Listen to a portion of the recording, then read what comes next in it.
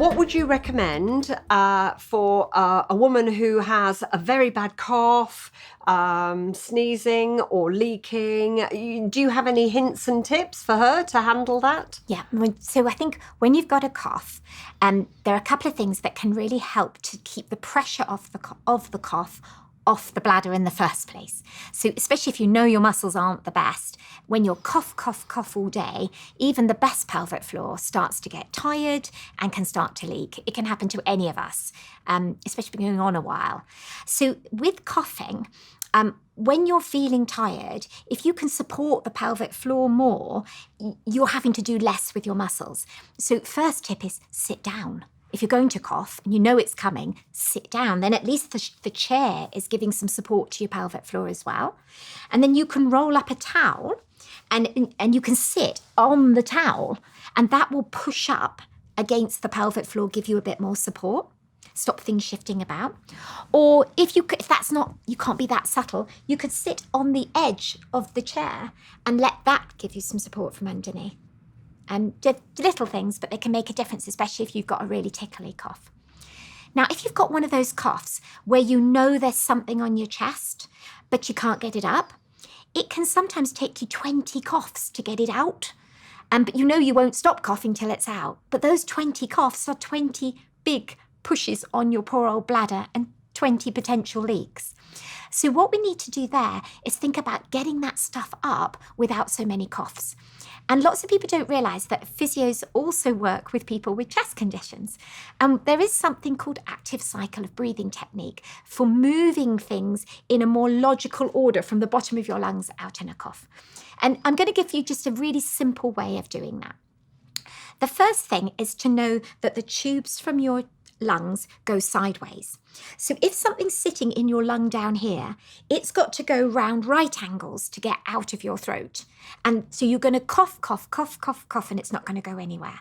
So the first trick is to see if you can work out which side you think it's in and lie on your side for a few minutes first. And that will let the stuff trickle down into the lung, from the lung into the back of the throat. And this is why when you get into bed at night, lie on your side, you start coughing because it all starts to come out your lung. While you're on your side, take some deep breaths and really fill your lungs up with air. And if you can imagine the stuff in your lung like a pile of leaves, what that's going to do is get the air behind everything and scoop it all up and bring it so that it can be coughed up. And then once you feel that you've done some nice deep breaths and it's sort of brewing a cough, you have to hold the cough back and do something called a huff instead. Now, I think of the huff like the leaf blower. It's going to pull everything into one spot and then we can pick it up. And a huff is what you do when you steam up a mirror. A cough is this. It closes your epiglottis. But a huff is this. You steam your glasses or you steam a mirror, and it keeps the back of your throat open. And like a leaf blower, it will pull all that stuff round to the back of your throat. And we usually say do 3 deep breaths and then 3 huffs. Like that. And if you've got stuff, you'll hear it crackling away in the breath. And your instinct is, I'm going to cough. And you're like, no, don't cough. Like that. And then you do your one cough. And as you cough properly, that will bring it that last distance from there out. And it really works. I've been doing it with people all winter because people come to physio and they're coughing on arrival. And I'm like, well, we can't cough your way through physio. So we do that first and then they don't cough for an hour. And that is just so much pressure on the pelvic floor. And for someone trying to manage their prolapse, it's a nightmare. And prolapse as well. You don't want to be coughing because that's just another pressure down. Again, no pelvic floor can cope with cough. It's asking too much. We've got to sort the cough out. And how about sneezing? No. Sneezing, unfortunately, you have far less control over.